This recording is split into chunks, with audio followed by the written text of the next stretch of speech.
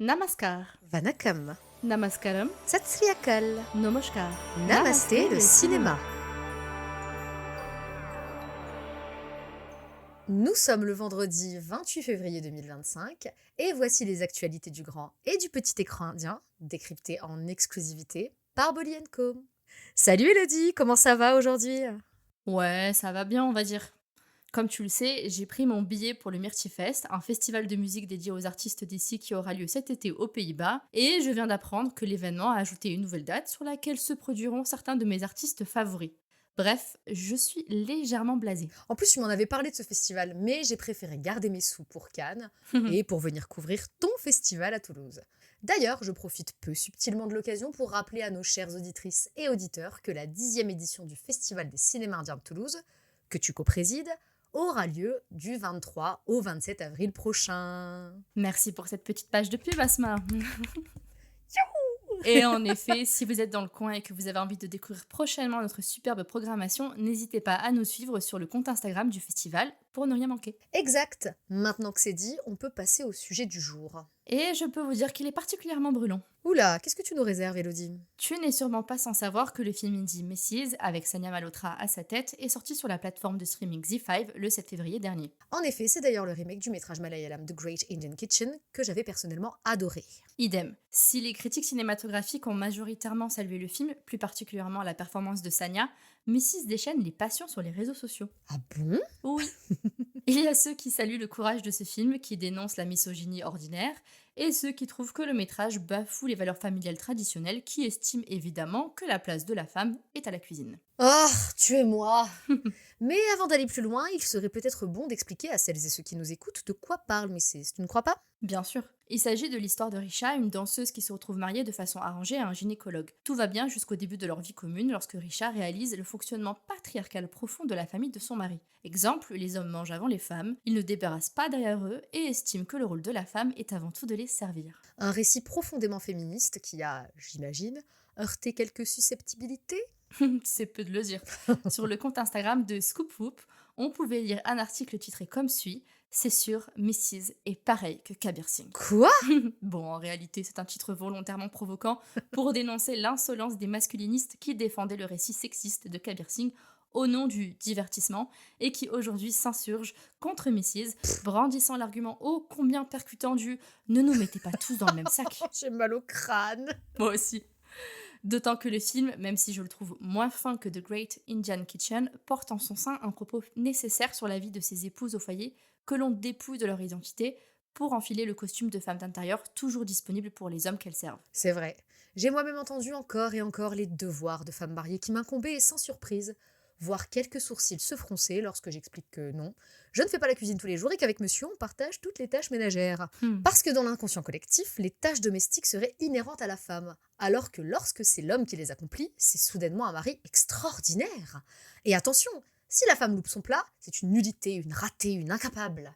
Si c'est l'homme qui fait cramer ses pattes, on le félicitera d'avoir essayé et on prendra le relais. C'est d'autant plus dramatique quand on voit la manière dont le film a été vilipendé, tout simplement parce qu'il a eu le courage de dénoncer une réalité qui ne servait pas l'intérêt des hommes. Mrs. est alors taxée de féminisme toxique et de propagande parce que, oh là là là là, on y montre soudainement les hommes sous une lumière peu flatteuse. J'ai d'ailleurs vu qu'un appel au boycott contre l'actrice principale, Sanya Malhotra, avait été lancé. Bah alors, c'est pas juste du divertissement, les gars? Quand Kabir Singh giflait sa copine, c'était que du cinéma, n'est-ce pas?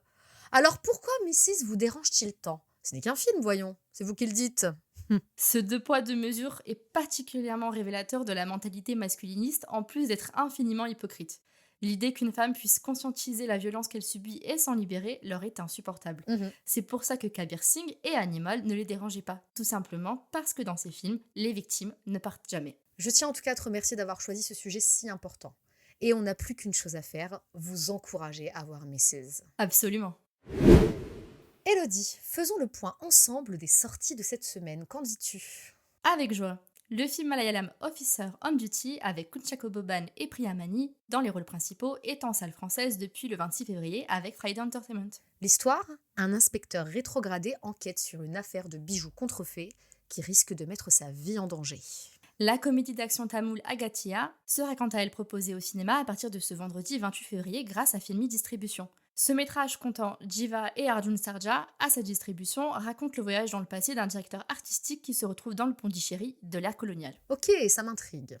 Toujours chez Film et Distribution, découvrez Sabdam, un thriller horrifique porté par Adi Pinisetti. La comédie romantique dirigée par Dhanush, Nilavuku Enmel Ennadi Kobam, entame quant à elle sa deuxième semaine d'exploitation avec Night des films. De même pour Dragon, également proposé pour la deuxième semaine consécutive par le même distributeur.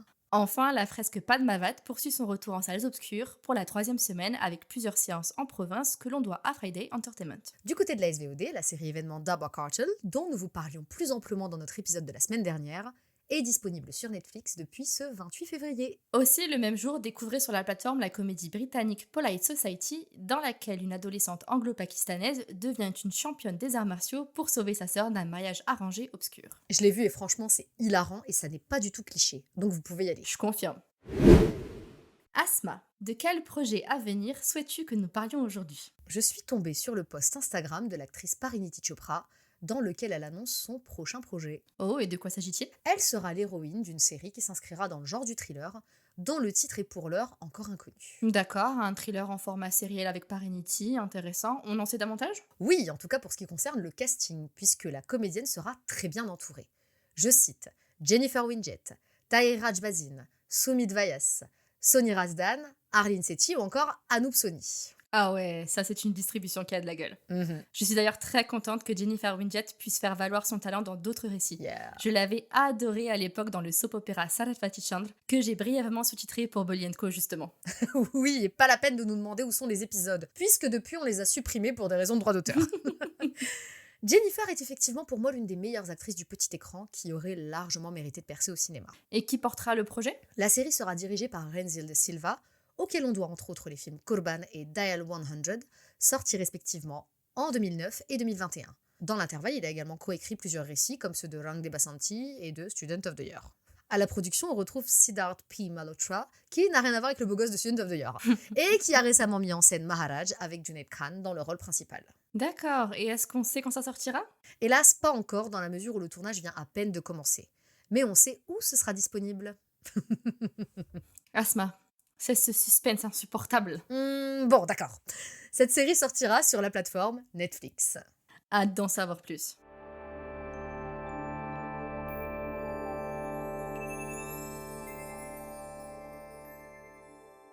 Et c'est tout pour aujourd'hui, merci de nous avoir écoutés. C'est sur la mélodie de Rasa Rasa de Kingston que l'on se quitte.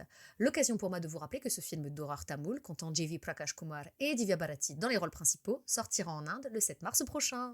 Je t'ai mal écouté, pendant 2 secondes, j'ai cru que feu Divya Bharati était revenu d'entre les morts. Je comprends, mais non, il s'agit de Divya Bharati qui jouait la femme de Vijay Sethupathi dans l'un des meilleurs films indiens de l'an dernier, Maharaja. Mais oui! Rasa rasa kitavaye rasa Om pulla da siri pulla puvana paya pulla ane ne oru din sa Rosa rosa konjavaye rosa Won kannadi yutupulla kaateri. Merci d'avoir écouté Namasté le cinéma. C'était Elodie et Asma du magazine Bolly & Co. On espère que cet épisode vous a plu. Si vous aimez notre podcast, c'est le moment de vous abonner, de partager, de commenter, de liker ou encore de donner une petite note sur votre plateforme d'écoute favorite. Nous vous rappelons que tous les liens vers les bandes annonces, les articles et la chanson de la semaine sont disponibles en description et dans la version retranscrite de cet épisode que vous pouvez retrouver sur www.bollyandco.fr. Et si vous n'êtes toujours pas lassé d'entendre nos voix, nos fous rires et nos coups de gueule, alors rendez-vous vendredi prochain dans Namasté le cinéma.